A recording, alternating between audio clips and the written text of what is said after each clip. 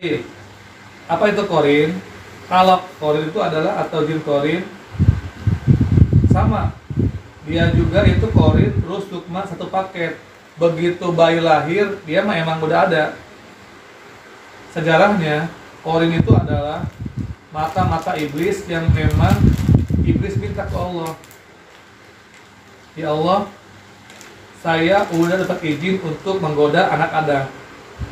Nah, sedangkan anak Adam kan ada miliaran, sedangkan dia sendirian. Nah, dia kedua selain minta izin buat menggoda anak Adam, yang kedua dia minta lagi ke Allah, minta diberikan pasukan lagi. Allah memberikan, namanya korin. Jalannya tuh. Jadi korin ini mata-mata iblis.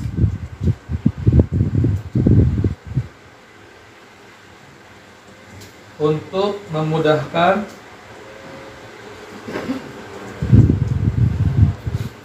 menggoda manusia.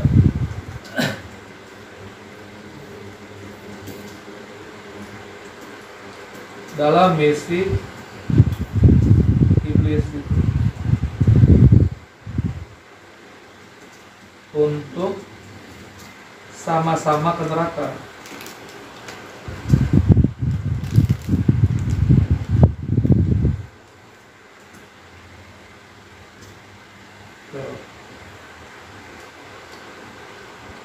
Apakah semua ada? Ada.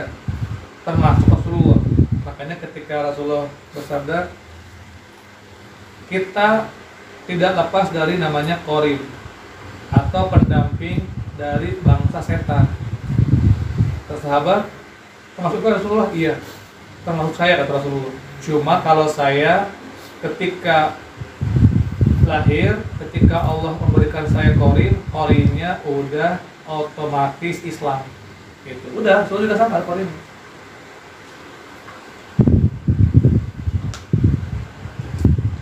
Nah sekarang kan, apakah korin juga sama dengan sukma dan ruh? Ada jumlahnya, ada. Kalau ruh sama sukma kan udah jelas tuh, ruh 9, sukma 7. Kalau korin, dia itu jumlahnya 12 maksimal.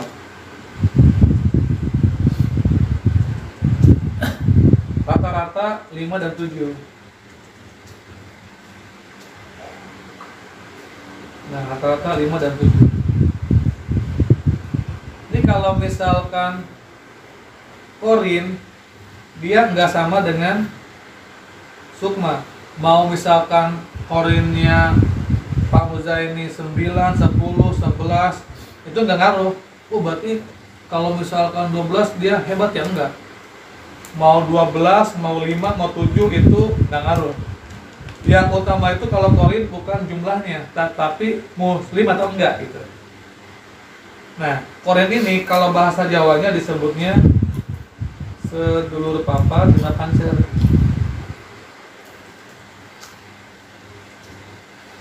Lima pancer. Nah ini ya sebutnya itu. Jadi karena sebut dengan sedepannya pancer, kakang kawang gitu kan. Ari-ari itu korin.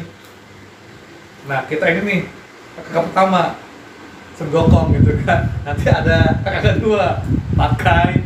Nah itu korin kita ini itu adik-adik kita yang belum kita islamkan. Ini kalau misalkan Pak Abadi udah mengislamkan korinnya, nanti kalau misalkan lagi sholat sendiri, zikir sendiri, kok seperti ada yang ngikutin. Misalkan Allahu Akbar, ramai belakang misalkan Allah, itu jangan kaget, itu korin kita ikut sholat. Tapi walaupun misalkan mereka ikut sholat, tetap niatkan jangan niat imaman.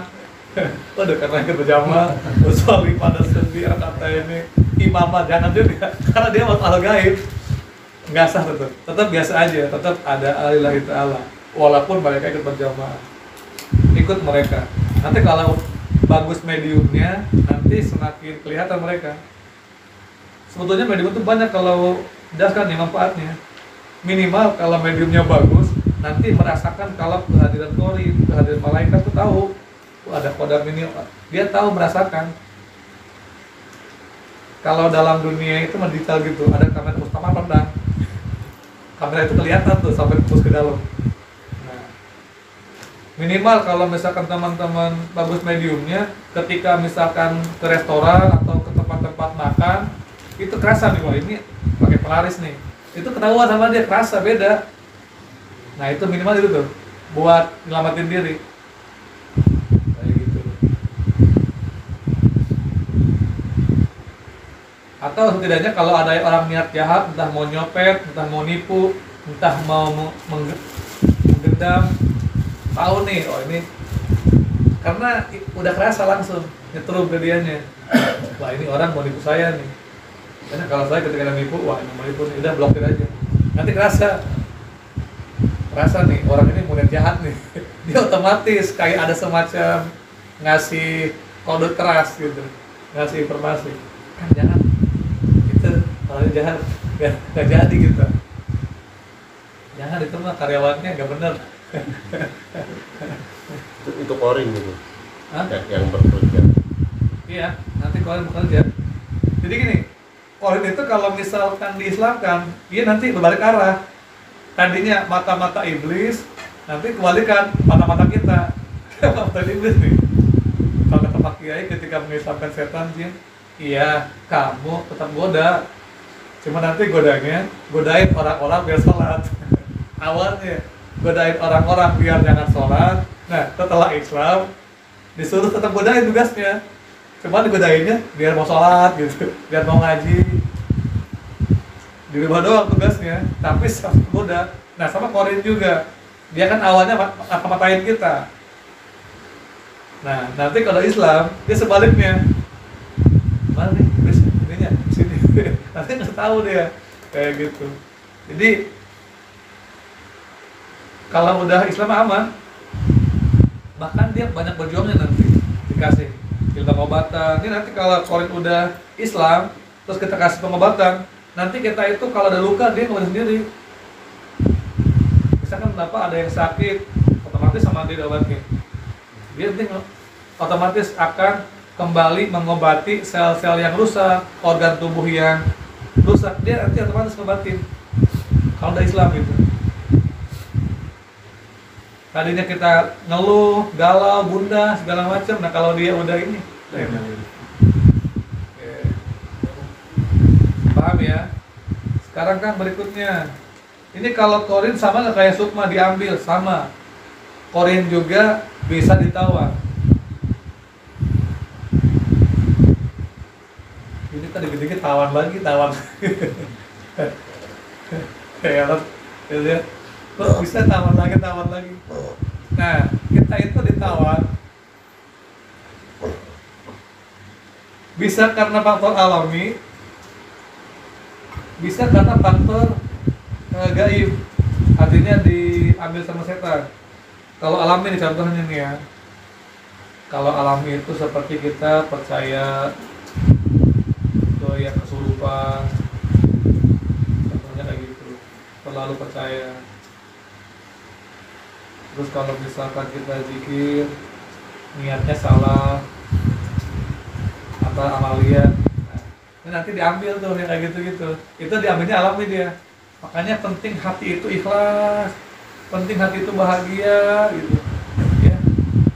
Hidup ini sebentar, jangan dibuat sedih gitu. Apalagi kalau mereka bertahun-tahun. Ini kalau misalkan bertahun-tahun masih ngeluh, masih sedih, itu berarti belum rapi amaliannya. Ibu happy ya, karena setan itu paling susah masuk orang yang happy. Susah deh maksudnya. Buat ceria teman-teman ya, mau punya duit, mau kagak, mau nganggur, mau enggak, happy pokoknya. Ikhlas. Kuncinya happy itu ridho. Dihina ridho, emang jelek ya udah. Dihina miskin, terima emang miskin gitu.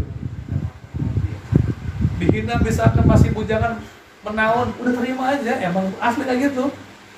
Dihina misalkan kita begini begitu, dihina misalkan kita terima gitu. Nah kalau kita udah ridho, udah. Biar esentorikoh yang siri itu masuk, sabar, ikhlas, ridho, rendah hati, mau happy aja ya. Itu kuncinya, biar ruh sukma kita tetap stabil sesuai dengan inti dari zikir, ala bizikrillah tatmainnul qulub. Dengan zikir akan tenang hati ini. Nah itu ya faktornya tuh. Intinya semua sifat keburukan itu adalah faktor yang membuat kita itu ruh dan sukma kita ditawan sama iblis atau hilang. Nauzubillahimindzalik. Seperti niatnya salah, ngedumel, putus asa, ngebatin, kecewa, stres, depresi. Itu yang kayak gitu-gitu tuh ngaruh faktor yang membuat ruh hilang. Betul. Gak ikhlas, gak ridho, itu udah mah kesempurnaan kita hilang. Itu ya. Makanya kata Syekh Abdul Qadir Jailani, hamba Allah itu harus katifli, seperti bocah, seperti bayi. Kita itu kalau pengen selamat harus seperti bayi dalam atau seperti jenazah dalam ibadah ke Allah. Apalagi toriko, dalam arti kita itu seorang salih kalau seperti jenazah, seperti bayi. Itu kan bayi kan gimana orang tuanya, dia pasrah aja. Nah kayak itu. Sekarang kan gimana sih kalau itu adanya? Ya adanya di tubuh kita, bukan di luar. Jin korin sama jin khodam itu beda. Kalau jin-jin yang lain, kalau di ruqyah, dia keluar. Kalau korin enggak, karena emang dia mas paket. Korin, ruh, sukma, sepaket dia. Dia mah akan keluarnya nanti bareng dengan ruh. Ruh sukma keluar, dia keluar gitu. Satu paket dia mah. Kalau jin khodam, jin pendamping, terus yang lainnya yang nempel-nempel itu mah nggak awet, dia mau bisa keluar lagi. Nah yang tiga mah yang ruh sukma korin, terus paket dia awet itu mah dari awal lahir sampai meninggal dia akan nempel terus. Itu mah kayak sel, darah, saraf, tulang, sepaket mereka. Paham ya teman-teman ya? Oke lanjut. Kan udah paham ruh sukma korin. Nah sekarang bagaimana sih merawat ruh, sukma, dan korin? Kalau merawat ruh itu dengan cara jangan berbuat dosa. Ruh itu walaupun misalkan kita banyak zikir, banyak sholat, ibadah, tapi kalau berbuat dosa terus, maksiat terus, nah ruh kita itu akan sakit. Jadi cara merawat ruh itu kurangi berbuat dosa. Kalau menjauh sih kayaknya kita susah ya, minimal lah meminimalisir itu ya. Jadi kalau merawat korin, jaga hati agar tetap stabil, tetap tenang, gak gurung gusu, tetap enjoy gitu, tetap ridho. Nah itu cara merawat korin. Kalau merawat sukma, kurangi kesalahan. Kalau merawat ruh, kurangi dosa gitu. Udah tuh itu caranya. Baik, karena udah jam 3 ya, saatnya sahur. Kita mungkin sampai di sini pengajiannya, semoga ada manfaatnya. Saya dari awal sampai akhir mohon maaf bila ada kata-kata yang salah atau ada penyampaian yang salah, mohon dimaafkan. Tetap kebenaran mutlak milik Allah. Ini hanya sharing, walaupun nggak banyak sampaikan, semoga banyak manfaatnya, banyak hikmahnya, dan kita bisa menerapkan kehidupan sehari-hari. Sekian, selamat sahur, hurma sofa wa damakadar, walakum minkum, wassalamualaikum warahmatullahi wabarakatuh. Maka saatnya sahur.